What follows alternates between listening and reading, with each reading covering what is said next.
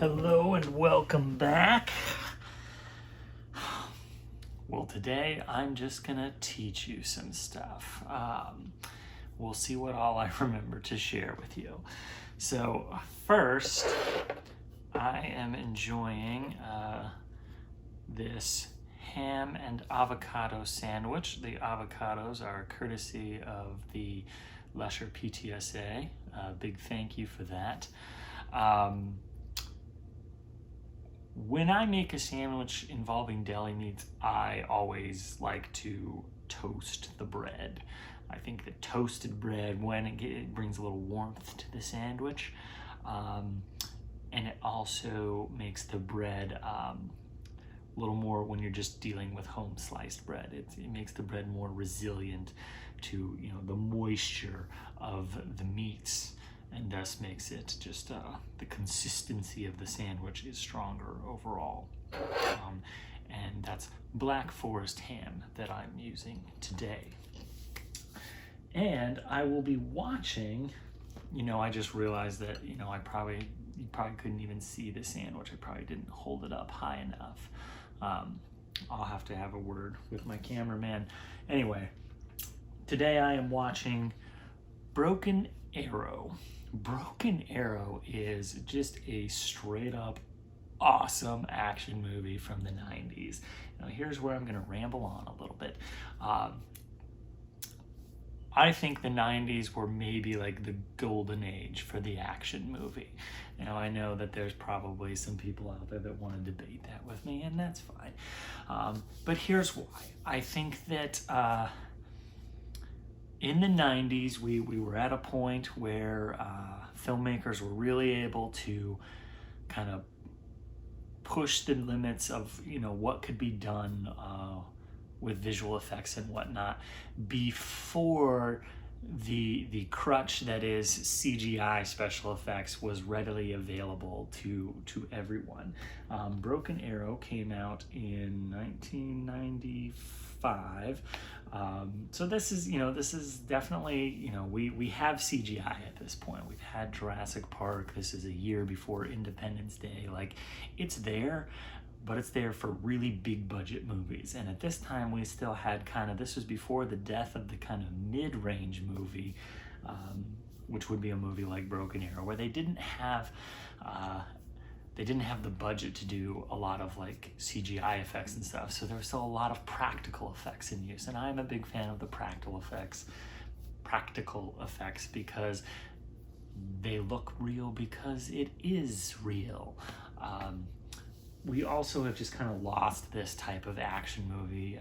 It's sort of been replaced by superhero movies. A lot has been replaced by just these sort of obsession with tentpole films instead of some of these mid-range films that we used to get a lot of. So anyway, I think definitely.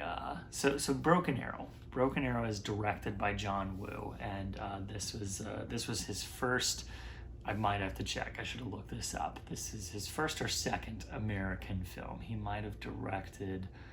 I have to double check. I think maybe he did The Replacement Killers before this, but that might have just been producing. Anyway, this was definitely when John Woo was introduced in a real way to an American audience. Broken Arrow is the story of two stealth bomber pilots, played by John Travolta and Christian Slater. John Travolta, they fly a stealth bomber on a test mission, and they're carrying live nukes because they're testing to see if they show up on radar. And anyway, Travolta, being the villain, purposely crashes the plane and steals the nukes, and then Christian Slater fights to try and recover them. It's off the rails, it's bonkers, and it's so much fun.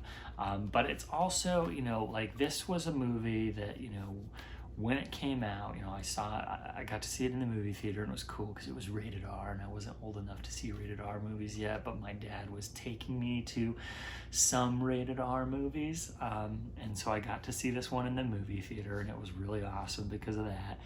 But it was also I was at an age, I was 13, so I was at an age when, I was beginning to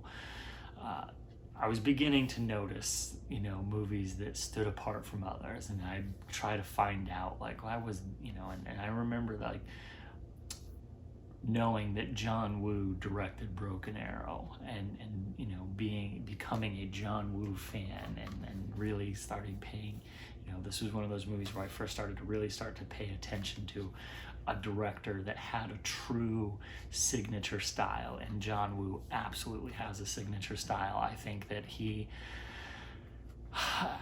you got to watch his movies to understand it, but he choreographs action in such a cool way, and it's not fully realized. He's still sort of developing the way he uses it in this movie, but just it's almost like watching a dance the way he does his action scenes, and it's just there's something very, very cool, but also really kind of beautiful about the way he does it. This also features one of my favorite Hans Zimmer scores, and this would be, I think funny for me is that, in junior high, when many of my friends were discovering new bands and new musical tastes, and kind of the measure of, in those days, we were still listening to our CDs on portable Discman was the predominant way of listening to music, and so kind of the mark of how good a musician was whether or not you listened to their album all the way through, or if you skipped through the tracks. And the Broken Arrow soundtrack, for me, was like one of those, like, I put it on and I listened to it all the way through. That was my listen to all the way through album from those days. So yes, I was always this cool. All right, there's lots of other cool stuff. I could go on at length about the cool stuff about this movie, and why we've lost these kinds of movies. And anyway, we definitely got some really good action movies in the 90s, which is not to slight the action movies of the 80s or the 70s, but I definitely think that we really got some of the best stuff in the 90s. All right, I'll see you on the other side.